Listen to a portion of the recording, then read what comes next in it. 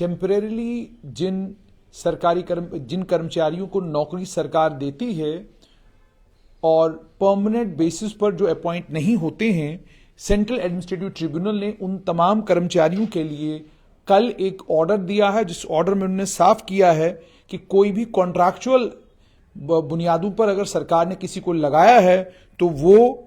Permanent status claim नहीं कर सकता है जब उसकी टर्म खत्म हो। यानी जितने भी सरकारी कर्मचारी कॉन्ट्रैक्चुअल लगे हैं,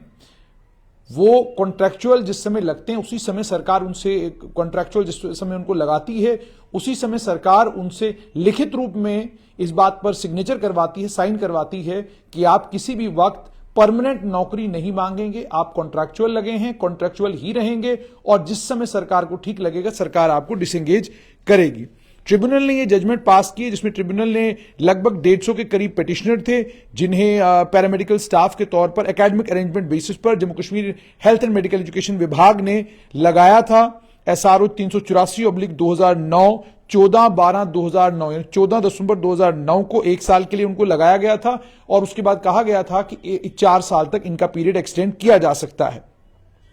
और उसके बाद एक साल और लगभग 6 साल के लिए SRO 409/2013 19 सितंबर 2013 को यह SRO निकाला गया और इनकी सर्विसेज को और एक्सटेंड किया गया और यह भी कहा गया था कि इनका परफॉर्मेंस ठीक रहना चाहिए, इनका कॉन्डक्ट, और जब तक सिलेक्शन या प्रमोशन नहीं होती तब तक जो है ये लोग काम करते रहेंगे। दोनों साइड्स को सुनने के बाद कैट का बेंच, जिसमें आनंद माथुर एडमिनिस्ट्रेटिव मेंबर थे, उसके अलावा DS महारा थे, उन्होंने कहा कि जो एप्लीकेंट हैं, जो एप्लीकेंट हैं उन्होंने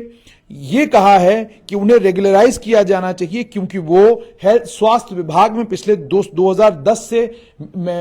मेडिकल एजुकेशन विभाग में काम कर रहे हैं। एप्लीकेंट्स ने एक एग्रीमेंट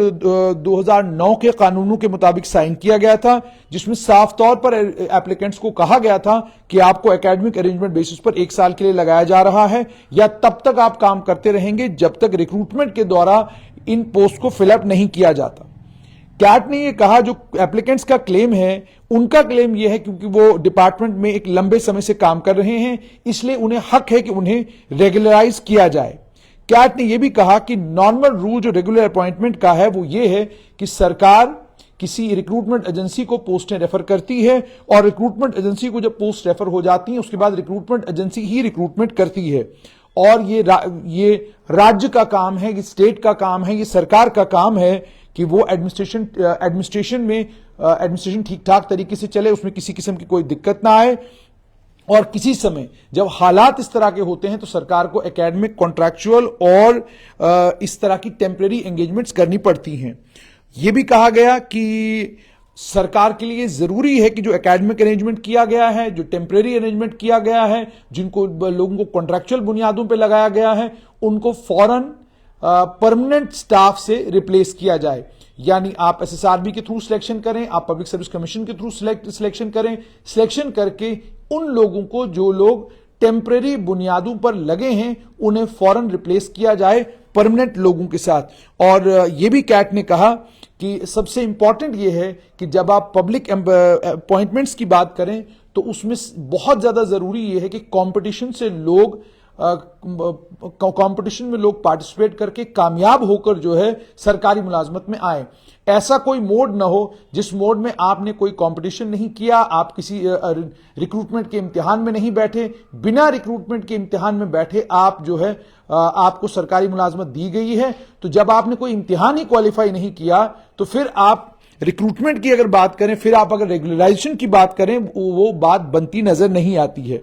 और यह भी कहा गया कि जब तक रिक्रूटमेंट रूल्स के एन मुताबिक अपॉइंटमेंट्स ना हो, कंपटीशन की बुनियाद पर क्वालिफाइड कैंडिडेट्स के बीच में जो भी अपॉइंटमेंट इसके अलावा की जाएगी वो कानून के बिल्कुल उलट होगी। कैट ने यह भी कहा कि जो कॉन्ट्रैक्चुअल कैंडिडेट्स हैं एप्लीकेंट्स की तरह, वो परमानेंट मुलाजमत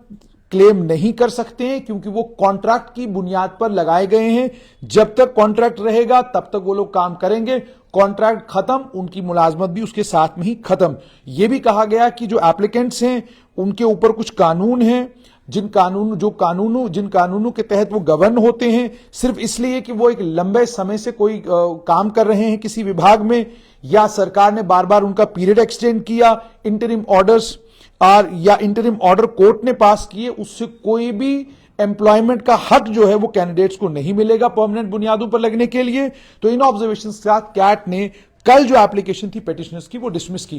कैट ने ये जो पेटिशन डिसमिस की, इससे दो इंपॉर्टेंट बातें, हालांकि कैट की इस डिसमिसल के बाद अब हक है इन कैंडिडेट्स के पास कि वो हाई कोर्ट के समक्ष डिवीजन बेंच के सामने जाकर अपनी गुहार लगा सकते हैं, लेकिन ये बहुत इंपॉर्टेंट जजमेंट है जिस जजमेंट ने ये क्लियर कर दिया है कि अगर कॉन्ट्रैक्चुअल बुनियादों पर लोग लगाए गए हैं, वो परमानेंट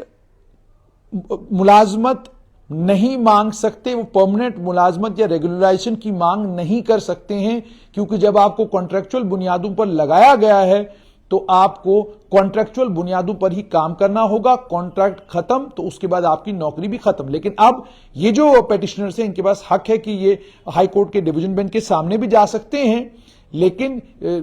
एक बात बिल्कुल, और इससे पहले भी कई जजमेंट्स आई हैं जिसमें कोर्ट ने बार बार ये कहा है कि अगर कोई कैजुअल है, अगर कोई डेली वेजर है, या मान लीजिए किसी को कॉन्ट्रैक्चुअल बुनियादों पर, अगर, और कॉन्ट्रैक्चुअल को लेकर खास तौर पर अगर लोग कॉन्ट्रैक्चुअल बुनियादों पर लगे हैं, वो परमानेंट मुलाजमत डिमांड नहीं कर सकते हैं। परमानेंट मुलाजमत कंपटीशन के जरिए और अलग अलग रिक्रूटमेंट एजेंसीज के जरिए ही मिलेगी।